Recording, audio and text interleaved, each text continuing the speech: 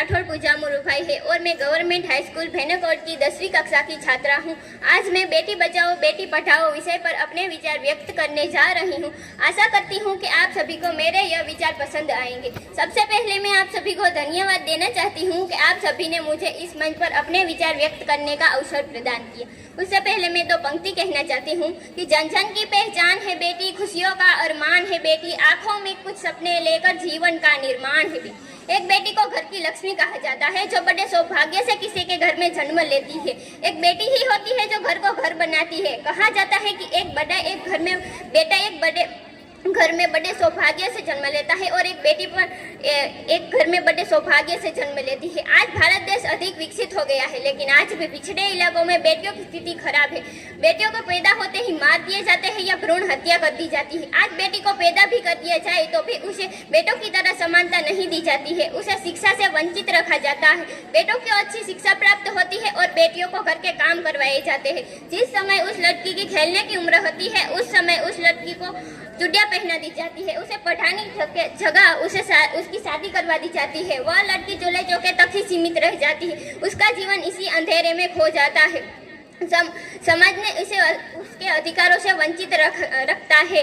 शादी के बाद भी उसके साथ गलत व्यवहार ही होता है। उसे बेटा पैदा करने के लिए जोर दिया जाता है। यदि गलती से बेटी पैदा हो जाए तो उसे मारा पीटा या उसके साथ गलत व्यवहार किया जाता है। कई बार तो उसे घर से ही निकाल दिया जाता है। शादी के लिए भी दहेज की मांग की जाती है। दहेज न मिलने पर लड़की के साथ घरेलू हिंसा की जाती है। इन सभी कारणों से कई लड़कियों तो अपनी जान तक खोनी पड़ती है।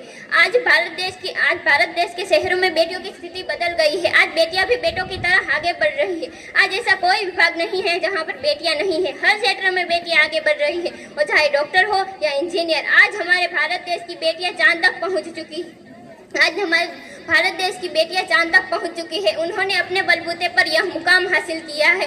अब उन्होंने यदि बेटियों को मौका दिया जाए तो वो हर कार्य को करने के सक्षम है। कहा जाता है कि एक बेटे को पढ़ाया जाए तो उसकी शिक्षा वो अपने तक ही सीमित रखता है, लेकिन एक बेटी को पढ़ाया जाए तो उसकी शिक्षा दो परिवारों तक बढ़ती है। एक लड़की की शिक्षा से ये समाज भी शिक्षित बनेगा। एक लड़की की शिक्षा से ये समाज व देश का विकास संभव है।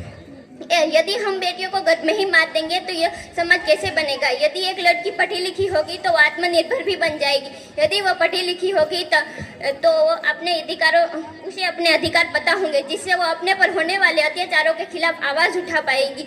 आज हमें बेटियों के प्रति जागरूक होना ही होगा। उन्हें भी अपना जीवन अपने अनुसार जीने का अधिकार है। वह भी बेटों की तरह ही होती है, तो फिर यह समाज क्यों उसे अपना जीवन अपने अनुसार जीने नहीं देता है। आज सरकार भी बेटियों के प्रति जागरूक हो गया है। आज सरकार ने बेटियों की हत्या रोकने और उसे शिक्षित करने के लिए विभिन्न योजनाएं लागू की है, जिससे बेटियों के साथ गलत होने से रोका जा सके। आज सरकार ने बेटियों के लिए विभिन्न योजनाएं लागू की है, जिससे बेटियों की काफी मदद हो गई है।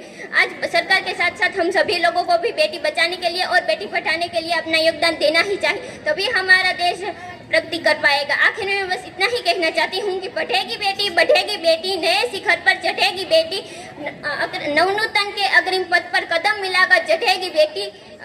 घर की खुशहाली है बेटी, महकी फुलवारी है बेटी, जीवन का आधार बनाओ। बेटी बचाओ बेटी पढ़ाओ। अस्तु। जय हिंद, जय भारत।